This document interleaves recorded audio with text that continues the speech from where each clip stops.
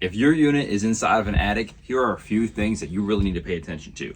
This is an old install. We just did a brand new install right next to it. I'm gonna show you a few key differences between our install and the typical install of our industry.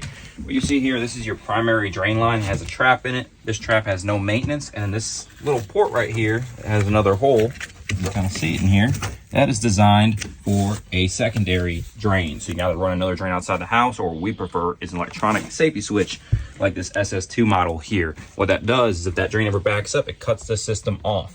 We also always replace the drain pan with a good hardy drain pan. You can kind of see when I lift up on that how stiff that is. Has another safety switch in here. So if that primary one for some reason doesn't catch the water, we have another one that does. This installer, you can see how flimsy the plastic is. This plastic is really prone to cracking. If it cracks, the drain pan completely loses its purpose.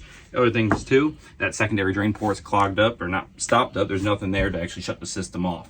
So if the system ever backs up, you're talking thousands of dollars worth of damage to your ceiling, your insulation, just overall water damage from this unit's condensation. That's air support. We try to do it right, try to make it accessible and shut off if there's ever an issue. That's 502-209-8311.